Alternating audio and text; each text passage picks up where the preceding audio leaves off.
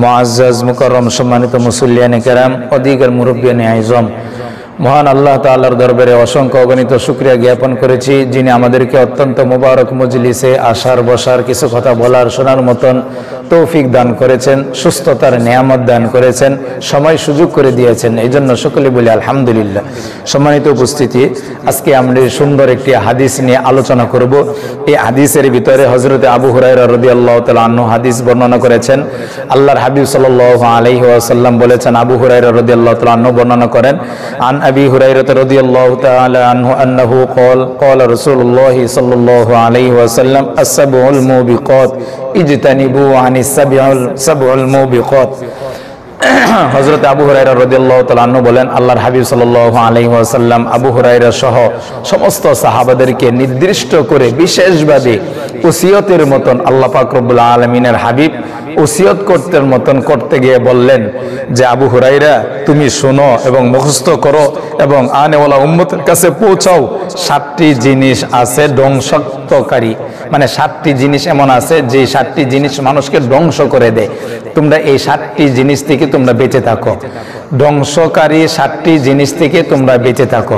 আবু হুরায়রা রাদিয়াল্লাহু তাআলা বলেন, ইজতানিবু আনিস সাবিল মুবিকাত, তোমরা 7টি ধ্বংসকারী বস্তু থেকে বেঁচে থাকো। সাহাবায়ে কেরাম প্রশ্ন করলেন, বলু ইয়া রাসূলুল্লাহ ওয়া মা হুন্না, ইয়া রাসূলুল্লাহ ইয়া হাবিবাল্লাহ, এই 7টি ধ্বংসাত্মক জিনিস, 7টি ধ্বংসকারী জিনিস, এগুলা কি কি আপনি আমাদেরকে বলবেন? ক্বালু নাম, আল্লাহর হাবিব সাল্লাল্লাহু আলাইহি সাল্লাম বললেন, হ্যাঁ অবশ্যই আমি তোমাদেরকে বলবো।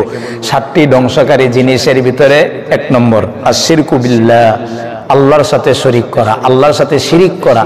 সম্মানিত উপস্থিতি, আমরা কুরআনুল কারীম এবং হাদিস নববী থেকে আমরা জানি আল্লাহ পাক রব্বুল আলামিন এক হাদিসের ভিতরে, এক আয়াতের ভিতরে বলছেন, ইন্নাল্লাহা লা ইয়াগফিরু আন ইউশরাকা বিহি ওয়া ইয়াগফিরু মা দুনা যালিকা লিমান ইয়াশা। শিরিক ছাড়া যত গুনাহ আছে আল্লাহ তাআলা দয়া করে মায়া করে মাফ করে দিতে পারেন, কিন্তু শিরিকের গুনাহ আল্লাহ তাআলা মাফ করবেন না। তবে খাঁটি মানে আমাদের সকলকে তওবা করা উচিত এবং শিরিক থেকে বেঁচে থাকা উচিত, আল্লাহর সাথে কাউকে শরীক না করা। 7টি জিনিস ধ্বংসকারী, তার ভিতরে 1 নম্বর হইল যে আশ-শিরকু বিল্লাহ, মানে আল্লাহর সাথে অংশীদার স্থাপন না করা। আল্লাহ যে গুণে গুণান্বিত, এই গুণে পৃথিবীর কোনো কাউকে মনে না করা। কোনো আল্লাহওয়ালা বুজুর্গ ব্যক্তিকে, কোনো পীরকে, কোনো রাজনৈতিক কোনো ব্যক্তিবর্গকে, কোনো নেতা নেত্রীকে থেকে শুরু করে একেবারে উপর লেভেল থেকে শুরু করে ছোট পর্যন্ত কোনো ব্যক্তিকে আল্লাহ তাআলা যে গুণে গুণান্বিত, এমন গুণে গুণান্বিত কাউকে পৃথিবীর কোনো মাখলুককে মনে না করা। অর্থাৎ 1 নম্বর কথা হলো আল্লাহ তাআলার সাথে কাউকে শিরিক না করা, আল্লাহর সাথে কাউকে অংশীদার স্থাপন না করা। 2 নম্বর ওয়াসির, জাদুটনা না করা। কারণ জাদুটনা করলেও মানুষ, যে ব্যক্তি জাদুটনা করে, কোনো ব্যক্তি যদি জাদুটনা করে তাহলে আল্লাহ পাক রব্বুল আলামিন তাকে ঈমান হারা করে দেন, সে তাকে বেঈমান করে দেন, তার ঈমান আমল বরবাদ করে দেন, তার সব কিছু নষ্ট করে দেন। এই জন্য জাদু করা যাবে না।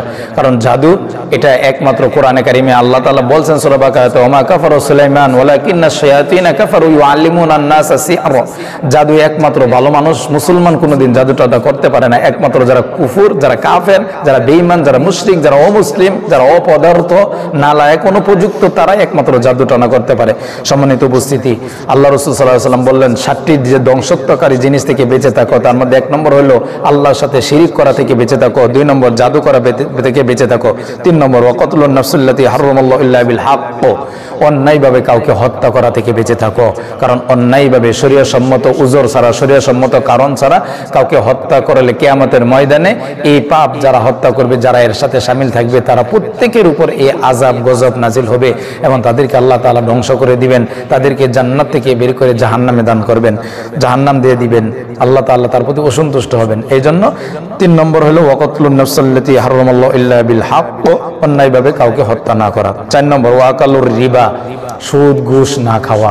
কারণ সুদ ঘুষ খাইলে আল্লাহ পাক রব্বুল আলামিন তার ঈমানকে বরবাদ করে দেন, তার শরীর নাপাক হয়ে যায়। 4 নম্বর ওয়াকালু মাল ইয়াতীম, এতিমের মাল ভক্ষণ না করা। কারণ এতিমের মাল খাওয়া, আল্লাহ কুরআনুল কারীমের ভিতরে সূরা বনী ইসরাঈলে বলছেন এতিমের মাল কেমন জানি খাওয়া, মানে আগুন খাওয়া।